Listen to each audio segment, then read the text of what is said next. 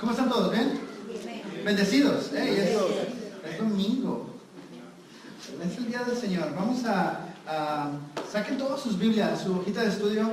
Si no tienes, espero que todos tengan su hojita de estudio. Vamos a estar viendo el capítulo 44 de Génesis.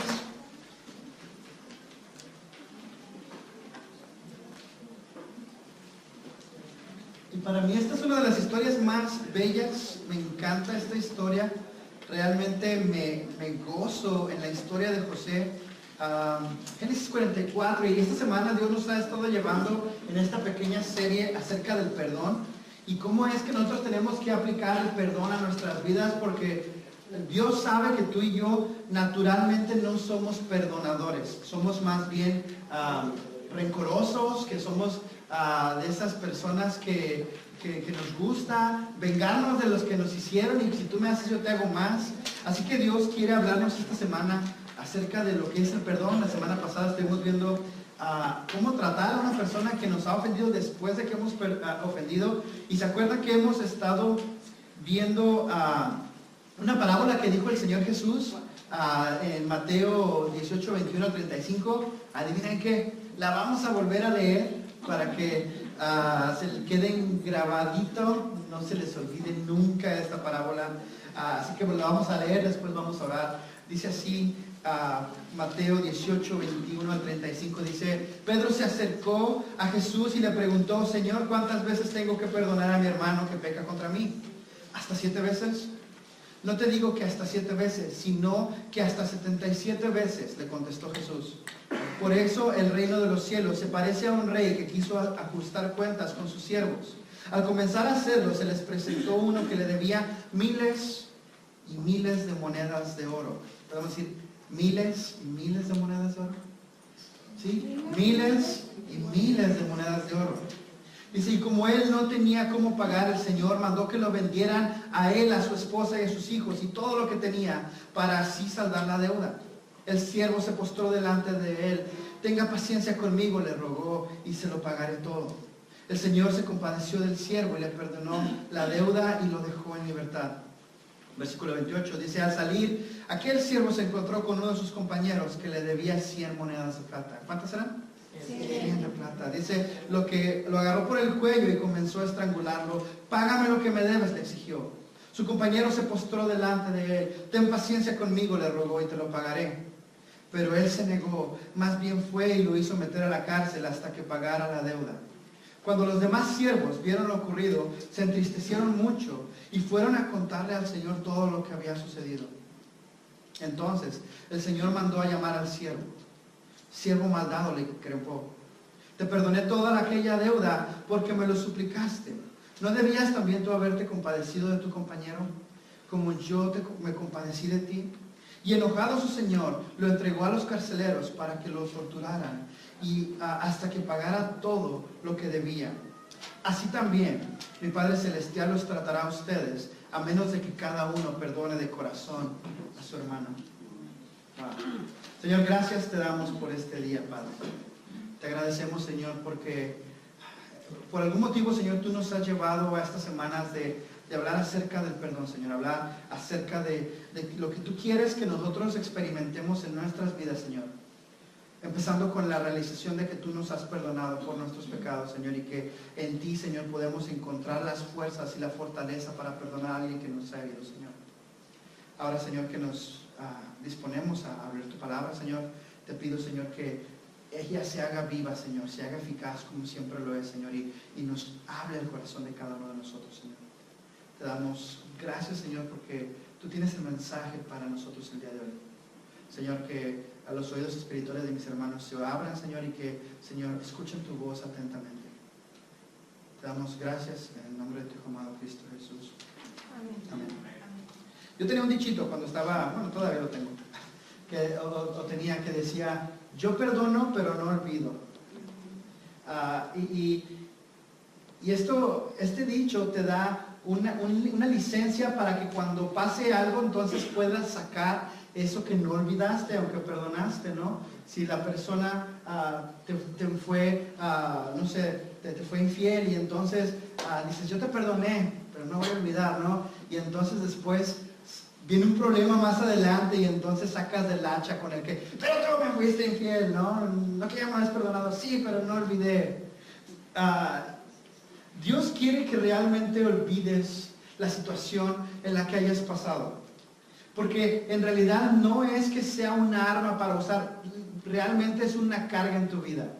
Todo el tiempo vas a estar cargando con eso y vas a sacarlo de vez en cuando, lo más seguro. Y dice Dios, no, aléjate de eso, no lo estés cargando en tu vida porque te va a estorbar en tu caminar cristiano. No puedes vivir con una losa pesada sobre ti si estás siguiendo a Jesús. Él dice, deja todo lo que traes atrás y carga mi cruz. No carga todo lo que traes, más mi cruz. Dios quiere que aprendamos de José que él no ha vivido una vida resentido. Él no está amargado. Él en realidad, desde que llegaron sus hermanos, él ya los había perdonado. ¿Te acuerdas que a sus hijos le había puesto Manasés, a su hijo, para decir, Dios me ha hecho olvidar todo lo que yo he pasado? Y después le puso otro Efraín diciendo, Dios me ha hecho fructífero donde vivo. Dios me hizo olvidar, pero ahora yo estoy viviendo una vida nueva. Pero ahora que José se ha reencontrado con sus hermanos, tiene que haber una reconciliación. Y muchas veces no es tan fácil, pero vamos a ver cómo es que José lo hizo. Hay una escritura en Romanos 12:18 que dice así, si es posible, en cuanto dependa de ustedes, vivan en paz con todo. Me gusta la primera palabra. ¿Qué palabra es? Sí, y no está afirmando, es ¿acaso es posible? Porque muchas veces no es posible. A veces tú quisieras ponerte en paz con las personas, pero no es tan fácil porque la persona no te quiere escuchar, o la persona no quiere arrepentirse, o la persona no sabe ni que te ofendió. Así que la reconciliación es más difícil, pero Dios tampoco no quiere que vivas en una relación abusiva. Y quiero que tengamos esto claro.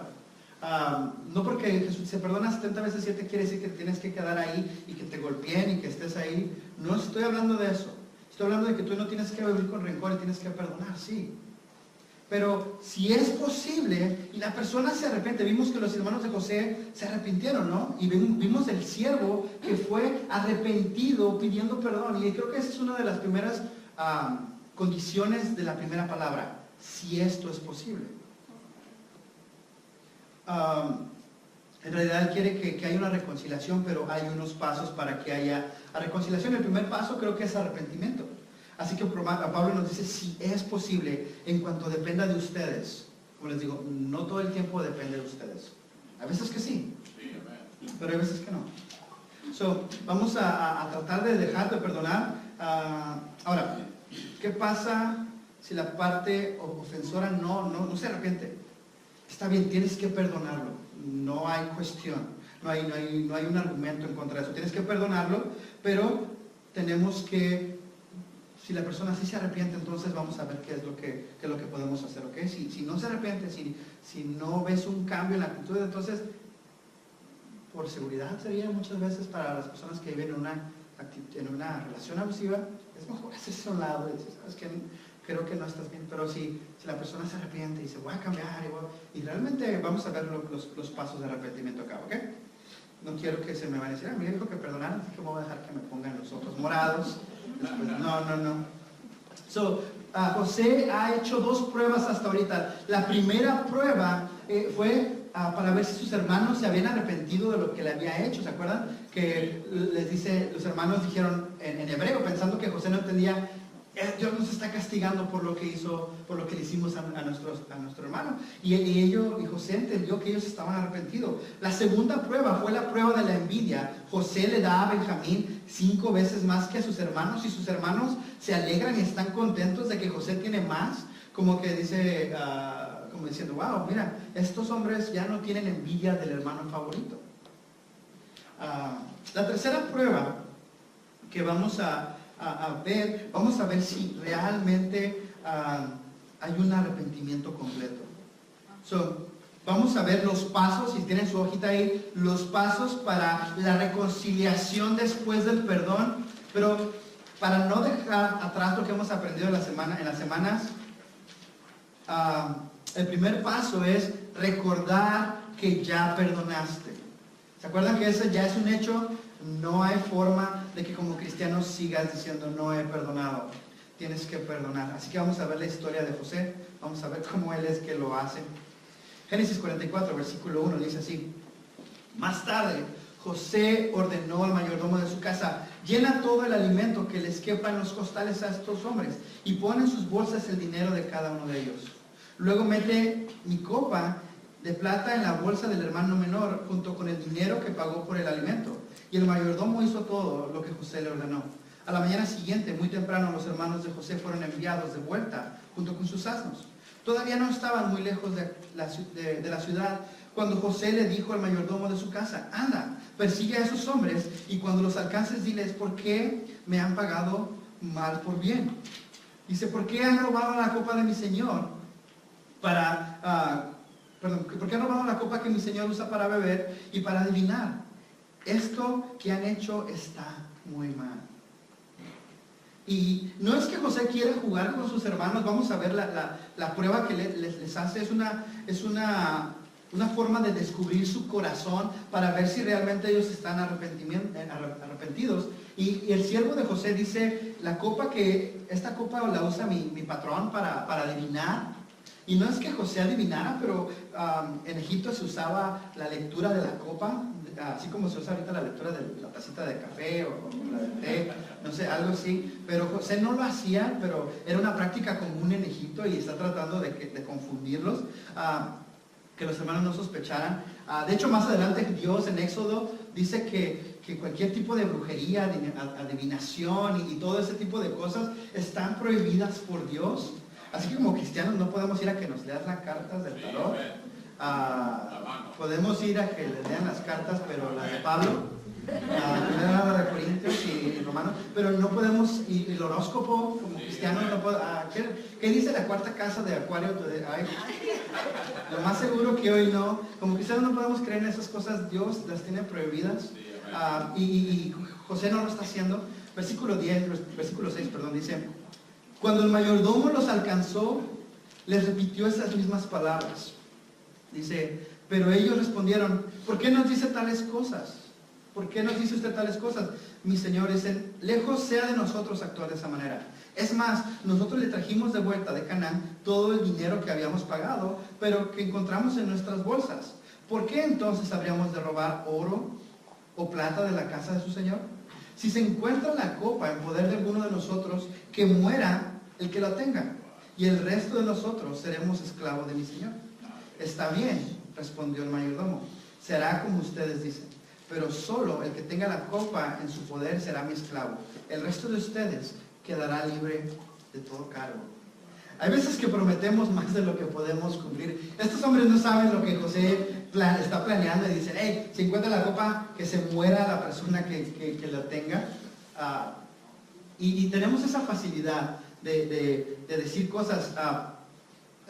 Santiago, en Santiago 1:19 nos dice esto: dice: mis queridos hermanos, tengan presente esto, que todos deben estar listos para escuchar y lentos para hablar y para enojarse, porque muchas veces hablamos rápido y después ya nos agarraron de lo que dijimos. Dicen: no, lentos para hablar, pero rápidos para escuchar.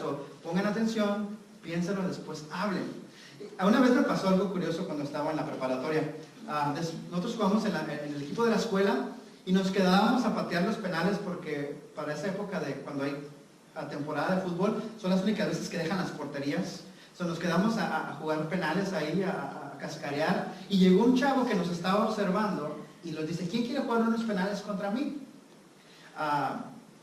Y yo tenía la seguridad de que sabía patear, pero no porterear. Dije: bueno, no importa, yo juego con él. Y le dije: es más, vamos a hacerlo más interesante. Vamos a jugar de a $5 por gol de diferencia. Si quedamos 5-0, pues me debes $25. Dije: no sé porterear, pero sí sé tirar, yo creo. Pero nadie dijo que este hombre era buen portero y que era buen tirador. Pues fallé las primeras 5 y le debía $25. Y luego me picó el orgullo y le digo, doble o nada. Y me dice, va. Para no hacerse las largas, le debía $100 al final del día.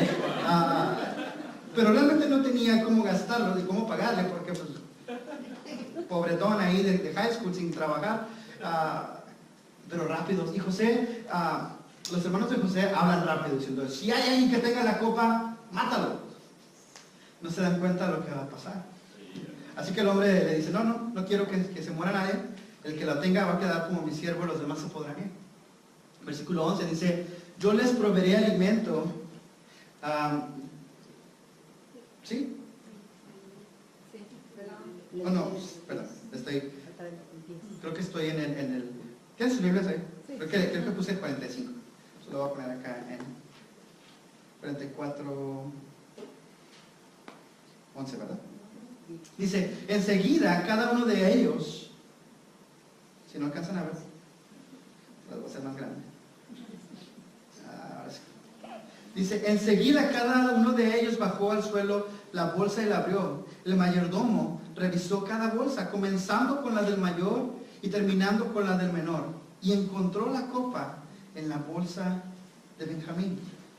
Versículo 13 dice, al ver estos los hermanos de José se desgarraron las vestiduras en señal de duelo, y luego de cargar sus asnos volvieron a la ciudad. Todavía estaba José en su casa cuando llegaron Judá y sus hermanos, y entonces se postraron rostro en tierra. Y José les dijo, ¿qué manera es esta? ¿Qué manera de portarse es esta?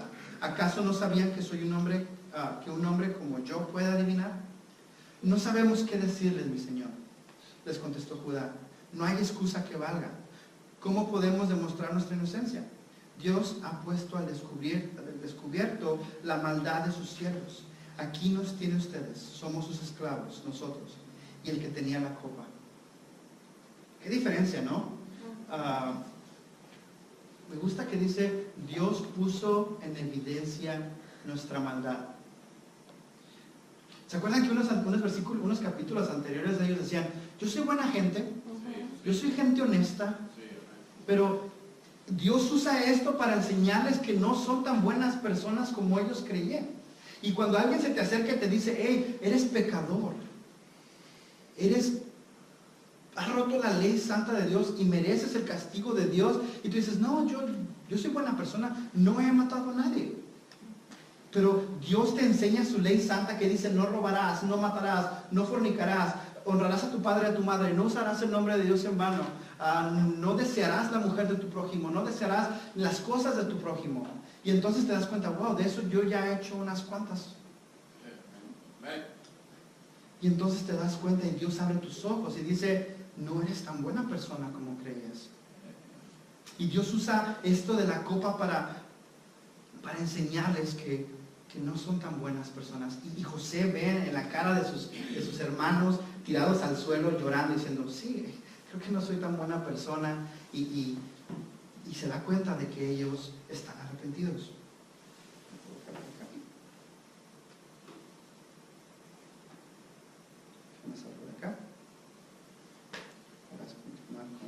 ¿Se darán cuenta que tengo niño?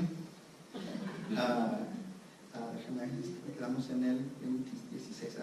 ¿Qué es nuestro siguiente punto? Reconocer el arrepentimiento de la parte ofensora. Y creo que hay un typo. Ofensora probablemente es concepto. Cuando Dios le muestra a alguien la necesidad del perdón de Dios, es algo hermoso. Porque hay veces que José pudo haber pensado, ¿sabes qué? Estos me hicieron tantas cosas, merecen estar muertos. Pero José realmente no está pensando en eso. Y yo creo que José está pensando en Dios y diciendo, Dios me ordenó que los perdonara. Ahora, ¿qué pasa cuando no eres tú la persona ofendida, pero eres la persona ofensora? Porque hemos estado hablando acerca del perdón. Sí, si alguien me hace, yo tengo que perdonar. y yo tengo que perdonar. Pero ¿qué pasa si tú eres la persona a la que se ha portado gacho? Se ha portado de una forma que no debe de ser. Jesús hace en el Sermón del Monte, cuando habla acerca de la adoración, en Mateo 5:21, dice, ustedes han oído a sus antepasados, no mates, y todo el que mate quedará sujeto al juicio del tribunal. Pero yo les digo que todo el que se enoje con su hermano quedará sujeto al juicio del tribunal. Es más, cualquiera que insulte a su hermano quedará sujeto al juicio del consejo, y cualquiera que lo maldiga quedará sujeto al fuego del infierno. Ahora ya no somos tan buenas personas, porque Jesús está diciendo que hasta que ofendas a una persona. ¿Cuántos de nosotros no hemos ofendido a alguien en esta semana? Y quedarán sujetos al fuego del infierno. Después sigue diciendo, dice, por lo tanto, si estás presentando tu ofrenda en el altar y allí recuerdas que tu hermano tiene algo en contra de ti. Wow. Otra vez, si estás presentando tu ofrenda, si estás viniendo a adorar, porque estamos de acuerdo que dar tu ofrenda es un acto de adoración. Entonces, si vienes a la casa de Dios a adorar, pero te acuerdas que has hecho algo en contra de una persona, dice, recuerdas que, no que si alguien te ha hecho algo a ti, dice, si tu hermano tiene algo en contra de ti. Versículo 24 dice, deja tu ofrenda allí, no la pongas, no la necesito. Ve primero y reconcíliate con tu hermano, y entonces luego vuelve y presenta tu ofrenda. Wow, Dios, muchos dirán, en la iglesia solamente quieren dinero, pero si traes tu diezmo, pero hiciste una agachada en la semana, no lo queremos. Ve y ponte de acuerdo, ve y decir, Señor, pide perdón a la persona que ofendiste. Y entonces presenta tu acto de adoración. No puedes venir aquí, ofender a las personas y ser la peor persona del mundo y venir y querer que Dios bendiga tu adoración. Para Él le estorba tu adoración, es una adoración mugrosa. Necesitas arrepentirte, pedir perdón a la persona que has ofendido y entonces venir a adorar. Amén. Entonces, si eres la persona ofensora, porque hemos hablado mucho del perdón, pero sabes, Dios también te perdonó a ti. Dice que si has pecado, Él es justo y fiel para perdonarte. No tienes que ir con miedo. Él te perdona y igual tú tienes que ir a perdonar a esa persona. Porque entonces tu adoración va a estorbar. Ahora, no se trata de que vayas con una persona que no tiene idea de lo que está pasando y entonces llegas y le dices, ay hermanito, sorry, he pecado contra ti, me caes bien gordo. Y entonces la persona dice, ¿qué? No es ese tipo de ofensa. Aquí está hablando de una ofensa fuerte, algo que hayan hecho. Entonces tienes que ponerte a cuentas con la persona y con Dios. Entonces si la parte ofensora muestra arrepentimiento genuino, entonces no hay nada que detenga la reconciliación completa. Génesis 44, 17 dice, José le dice a sus hermanos, dice, jamás podría actuar de ese modo, respondió José, solo será mi esclavo el que tenía la copa en su poder, en cuanto ustedes regresen tranquilos a la casa de su padre. Benjamín, siendo el favorito de su papá, vamos a ver cómo actúa, ¿no? Es el nuevo favorito. Si fuese antes, quédatelo, está bien, nos vamos los 10, no importa, te lo dejamos. Pero vamos a ver que ellos realmente han cambiado. El versículo 18 dice, entonces Judá se acercó a José para decirle, mi señor, no se enoje conmigo, pero le ruego que me permita hablarle en privado. Para mí, usted es tan importante como Faraón. Cuando mi señor nos preguntó si teníamos un padre o algún hermano, nosotros le contestamos que teníamos un padre anciano y un hermano que le nació a nuestro padre en su vejez. Nuestro padre quiere muchísimo a este último porque es el único que le queda de la misma madre, ya que el otro murió. Judá le dice, mi padre quiere muchísimo a este varón y si usted se lo lleva, no nos la vamos a acabar con papá. Y aparentemente Jacob no había superado la muerte de José después de 21 años de que se había ido. Y no nomás sufría su vida, pero le hacía la vida sufrida a sus hermanos, a sus hijos, ¿no? Y muchas veces podemos hacer de ese aspecto, se muere una persona que queremos mucho, y yo sé que la muerte es algo bien triste, bien, pero nadie puede hablar de esa persona después porque se te acaba. En la psicología hay 5 pasos para superar esto, ¿no? Son los 5 pasos que le llaman los 5 pasos del duelo. La primera es la negación. Cuando alguien se te muere, lo primero que dices es, no puede ser, ¿cómo es posible? Y no te haces a la idea, y después viene la etapa de la ira, que ¿por qué? ¿Por qué se fue? Y empiezas a enojarte, y estás enojada con el mundo, estás enojada, muchas veces levantas tu puño a Dios y dices, ¿por qué te la llevaste? Después viene la etapa de la negociación, y empiezas a negociar, Señor, llámame a mí mejor, o probablemente si yo hubiera hecho las cosas mejor, si yo me hubiera comportado diferente, y empiezas a negociar contigo, con Dios. Después viene la etapa de la depresión, donde estás metida en casa, no quieres saber de nadie, y esta es la etapa donde está Jacobo después de 21 años. Después viene la etapa de la aceptación, donde tienes que decir, ok, ya se fue, ahora puedo continuar. Y Jacob, no sé cuál fue la que se brincó, pero está atorado en eso, y le hace la vida imposible a los demás. Y nosotros, cuando alguien se muere, tenemos que pasar es bueno pasar por esas etapas, pero después finalmente continuar con nuestras vidas, porque la esperanza sigue. Y si no se te ha muerto alguien, asegúrate de que tengas una esperanza para esa persona cuando se muera. Amén. Sí, amén. Que con Cristo hay vida después de la muerte, y asegúrate que las personas que aman, esas personas conozcan de Cristo. Versículo 21 dice, aquí están las etapas: negación, ira, negociación, depresión, aceptación. Versículo 21 dice, entonces usted nos obligó, sigue Judá aquí hablando, usted nos obligó a traer a nuestro hermano para conocerlo. Nosotros le dijimos al joven que el joven no podría venir y dejar a su padre, porque si lo hacía seguramente su padre se moriría. Pero usted nos insistió y nos advirtió que si no traíamos a nuestro hermano menor, nunca más seríamos recibidos en su presencia. Entonces regresamos a donde vive mi padre, su siervo, y le informamos de todo lo que usted había dicho. Tiempo después nuestro padre nos dijo, vuelvan otra vez para comprar un poco de alimento, y nosotros le contestamos, no podemos ir si nuestro hermano menor no va con nosotros.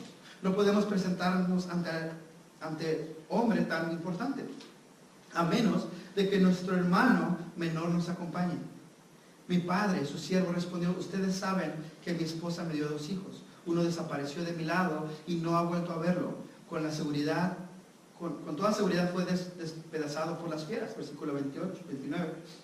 Dice, si también se llevan a este y le pasa alguna desgracia, ustedes tendrán la culpa de que este pobre viejo se muera de tristeza. Versículo 30 dice, así que si yo regreso a mi padre, su siervo, y el joven cuya vida es tan unida a la de mi padre no regresa con nosotros, seguramente mi padre al no verlo morirá, y nosotros seremos culpables de que nuestro padre se muera de tristeza. Dice, este siervo suyo quedó ante mi padre como responsable del joven. Le dije, si no te lo devuelvo, padre mío, seré culpable ante ti toda mi vida. Por eso permita usted que yo me quede como esclavo suyo, y en lugar de mi hermano menor, y que él regrese con sus hermanos. Versículo 34 dice, ¿cómo podré volver junto a mi padre si mi hermano menor no está conmigo? No soy capaz de ver la desgracia que le sobrevendrá a mi padre. ¡Wow! Han cambiado. Muy interesante que realmente han cambiado. Dice, ¿cómo puedo ver a mi papá cara a cara si mi hermano no está conmigo? Y José le hubiera dicho, pues ¿cómo lo viste hace 21 años? Y es interesante también que Judá dice, Judá fue el que se le ocurrió la idea de vender a José, y ahora él está diciendo, no, deja que Benjamín se vaya, yo me quedo en lugar de Benjamín. Es curioso porque es una imagen de lo que más adelante haría uno de los descendientes de Judá. Jesús de Nazaret hizo exactamente lo mismo con nosotros. Cuando nosotros tendríamos que quedarnos en la cárcel, Él dijo, yo pago por esa persona, mi vida por la de ellos, para que ellos puedan ir libres, seguir y gozar. Yo pagaré por esas personas. José tiene realmente una baraja de posibilidades para hacer. Puede vengarse, los mato. Si los mato, ¿quién se da cuenta? Si los meto en la cárcel, que les den una calentadita dentro de la cárcel. Pero él vio que realmente sus hermanos están arrepentidos y que hay un cambio en la vida de sus hermanos, que es nuestro siguiente punto. Mira atentamente los cambios de la persona o de la parte ofensora. Tienes que prestar atención a que la persona realmente haya cambiado y que realmente esté arrepentido. Con ellos definitivamente son otras personas. Hubo un cambio real en la persona ofendida y José está viendo que es realmente real. Acabamos, ¿no es cierto? Versículo 45, capítulo 45, versículo 1. Vamos a adelantarnos a la próxima semana. Dice, José ya no pudo controlarse después de escuchar a Judá diciendo, yo pago por mi hermano. Dice, ya no pudo controlarse delante de sus servidores, así que ordenó, salgan todos de mi presencia, y que ninguno de ellos se quedó con él, y cuando se dio a conocer a sus hermanos. José está escuchando a Judá tirado en el suelo, y de repente les hace, todos afuera. Y pues está hablando egipcio, los hermanos no, y entonces ves que todos se mueven, se salen. Y los hermanos se meten, nos va a matar aquí, ¿qué está pasando? Y entonces José les dice, versículo 2, dice, y comenzó a llorar tan fuerte que los egipcios se enteraron. Dice, y la noticia llegó hasta la casa de Faraón. Otra vez José chillando. Dicen que los hombres no lloran. Y si no debemos llorar, ¿por qué tenemos lagrimales? A ver, díganme, y los hermanos por primera vez ven a José llorando, tirado en el suelo, probablemente desgarrado, llorando, tan fuerte que hasta los de afuera se enteraron de qué le estarán haciendo ahí adentro. Y versículo 3 dice, yo soy José, les declaró a sus hermanos. ¿Vive todavía mi padre? Pero ellos estaban pasmados porque no atinaban qué contestarle. Imagínate, fríos, así, con el alma se les cayó y han de haber dicho, chin, ¿qué va a pasar? Es José, lo vendimos, se va a vengar, es el mero mero de aquí, nos puede matar ahorita. ¿Cómo podemos acercarnos a él? Y se quedan, no saben qué contestarle. Versículo 4 dice, no obstante José insistió, acérquense. Cuando ellos se acercaron, él añadió, yo soy José, el hermano de ustedes, a quien ustedes vendieron. Sí se acuerda, ¿verdad? Versículo 5 dice, pero ahora, por favor, no se aflijan más, ni se reprochen el haberme vendido, pues en realidad fue Dios quien me mandó delante de ustedes para salvar las vidas. Desde hace 2 años la región está sufriendo hambre y todavía faltan 5 más. En que no habrá siembras ni cosechas. Por eso Dios me envió delante de ustedes para salvarles la vida de manera extraordinaria y de modo de asegurarles la descendencia sobre la tierra. Versículo 8 dice, fue Dios quien me envió aquí, no ustedes. Él me ha puesto como asesor del faraón y administrador de su casa y como gobernador de todo Egipto. ¡Wow! Yo soy, José me vendieron, pero no fueron ustedes los que me vendieron, Dios me trajo acá. Los hermanos de José fueron a Egipto a buscar alimento, pero en los planes de Dios ellos necesitaban tener perdón. Ellos necesitaban el perdón de Dios y necesitaban escuchar que José los había perdonado. Ellos necesitaban liberarse. Imagínense, ¿se acuerdan que ellos no podían disfrutar de la bendición por la culpabilidad que tenían? Por fin, ellos escuchan a su hermanito José diciéndoles, yo los perdono. No les tengo nada en contra porque fue Dios quien me trajo acá. Y ellos todavía con miedo ¿Nos acercamos o no nos acercamos a José? Ahí van temblando. Ay, ¿será o no será? Y José, acérquense con confianza. ¿Sabes? Muchas veces nosotros tenemos una idea errónea de Dios. No queremos acercarnos a Él porque pensamos que es un Dios malo. O si nos está yendo mal, pensamos, yo no me puedo acercar a Dios. O si nos estamos portando mal, decimos, yo no me puedo acercar a Dios. Y tenemos esa actitud, y entonces escuchas en la Biblia que dice, todos los que vengan a mí, yo los agarraré. Entonces dices, me está invitando a venir, y entonces dices, probablemente no. Pero realmente Dios quiere que te acerques. Y yo tenía una idea errónea de Dios cuando después de ser ateo por 10 años me hice deísta. Yo decía, fue un Dios que nos dejó aquí, nos abandonó. Y de repente llego a la palabra de Dios y veo una palabra que me dice, yo te amo, acércate a mí. Y entonces, ¿cómo hago razón de esto? Y yo cuando me acerqué a Dios, yo decía, ¿será que me está hablando Él? Y entonces batallé, y entonces llego a su ley santa y me dice, sí, acércate, pero tienes que arrepentirte. Hay reconciliación. Yo quiero tener una relación contigo, pero hay algo dentro de ti que necesitas sacar. Todo el cochinero que te estorba. Y entonces, después de todo este tiempo, poder yo disfrutar de las bendiciones de Dios. Ahora, ¿sabes? Cristo realmente murió por ti en la cruz del Calvario para pagar por tus pecados. Y todo fue un plan de Dios. Y hoy estás aquí, probablemente, no lo sé, para distraerte, o porque es un domingo y no tienes nada mejor que hacer, o para complacer a alguien. Pero Dios quiere que sepas que si has estado viviendo una vida de culpa, Él te ama. Y Él quiere que te liberes de esa culpa el día de hoy también.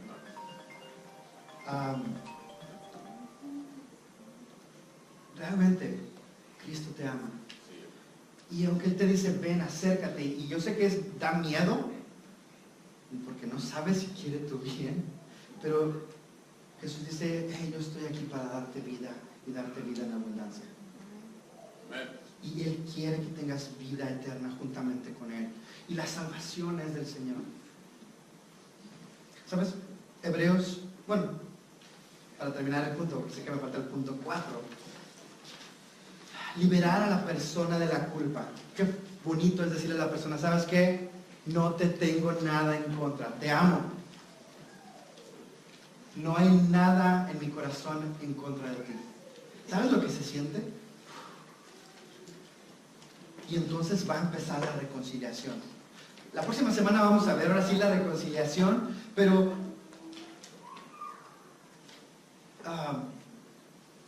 Dios quiere que te lleves este mensaje de hoy.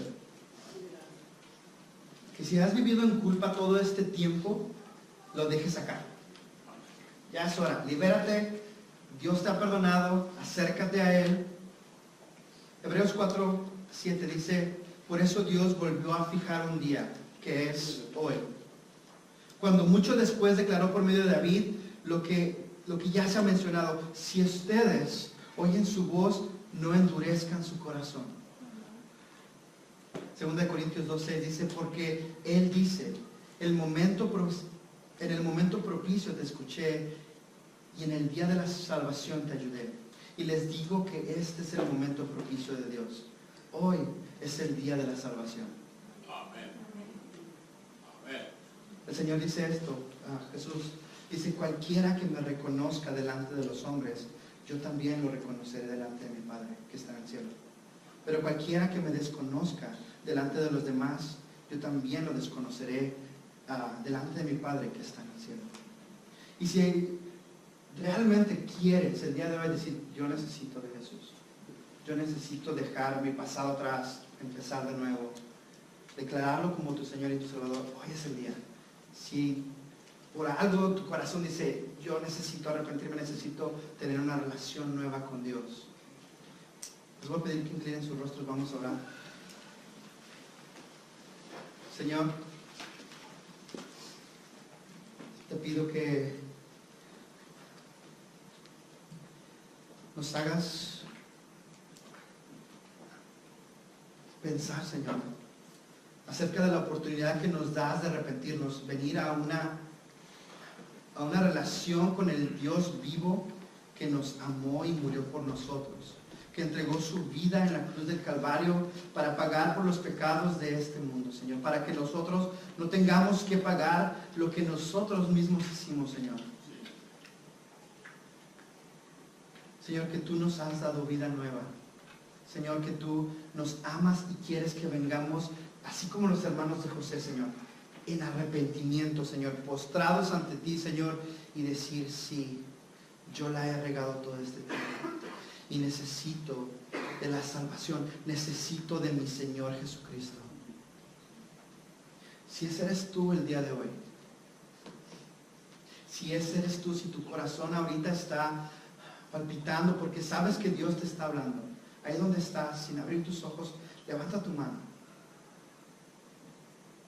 Déjame orar por ti. Dios te bendiga. Dios te bendiga. Pon tu mano ahí.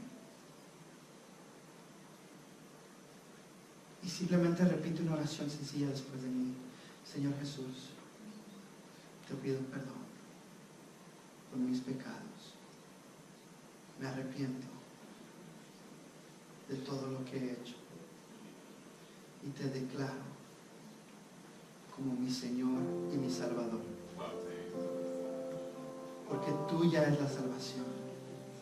Señor, hoy tú eres mi Dios, tú eres mi Señor, tú eres mi Salvador.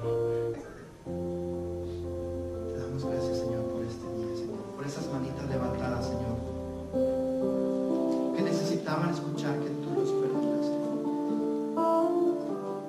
Señor, gracias por tu perdón santo en esa cruz.